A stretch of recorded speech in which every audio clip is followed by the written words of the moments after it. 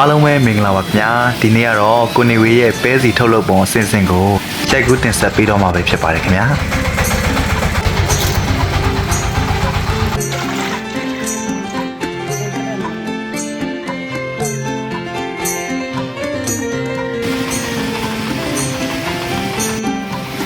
ဒါတော့ကိုနေဝေးတို့နေဘက်ကထွက်တဲ့ပဲတွေကိုပဲ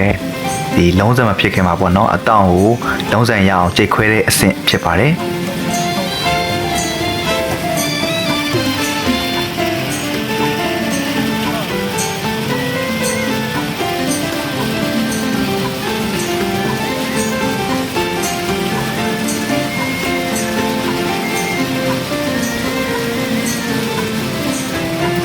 မိုးပဲကိုကြိတ်ခွဲတာဖြစ်တဲ့အတွက်လုံးစံရဲ့အနေထားလေးကတော့ရန်ကိုပဲလှပပါတယ်ပေါ့နော်ထိတ်ဆအနေနဲ့ပြောလို့ရပါတယ်ဗျ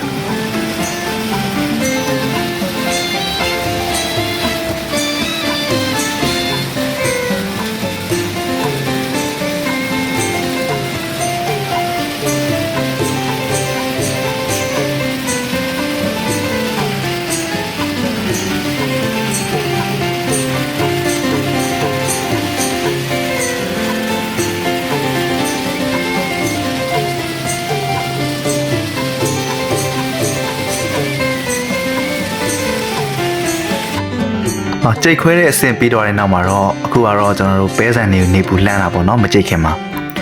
တချို့တွေကတော့ဒီပဲကိုပေါ့နော်ကျွန်တော်တို့ဒီပေါင်းအိုးတွေနဲ့ပေါင်းပြီးတော့နေပူပြန်လှမ်းပြီးမှတစ်ခါပြန်ကြိတ်တာမျိုးရှိတယ်ပေါ့ကျွန်တော်တို့ကတော့ဒီမီယိုဖလာနေတိုင်းပဲပေါ့နော်ဟိုရေရိုးပဲဆန်ကိုပဲနေပူလှမ်းပြီးတော့ဒီရင်နွေးလေးနဲ့ကြိတ်တာဖြစ်ပါတယ်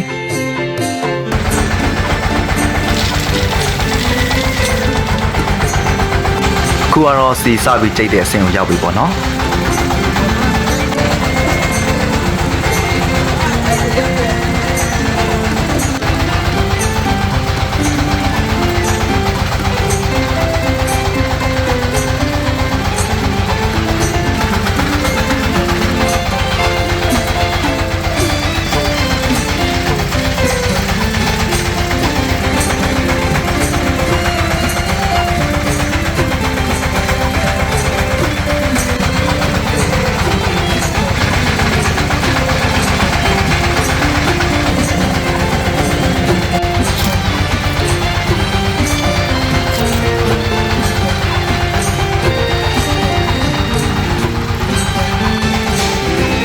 မိသားစုတစ်ပိုင်းတစ်နိုင်လုပ်ငန်းလေးဖြစ်တာကြောင့်မိသားစုတွေအားလုံးဝိုင်းပြီးတော့ပဲလုပ်ကြပါတယ်ဗျအခုဆိုရင်တော့ကျွန်တော်တို့ပဲစီလေးရပြီပေါ့နော်ကျွန်တော်စီမှာတော့တဘာဝအတိုင်းအနေတွေကြောက်တော့အောင်တင်ထားတာဖြစ်တဲ့အတွက်စီဓာတ်ရဲ့အနေထားကတော့လုံးဝပြင်းနေပါတယ်စက်နဲ့စစ်ထုတ်ပြီးတော့အမြန်ရောင်းတာမဟုတ်တဲ့အတွက်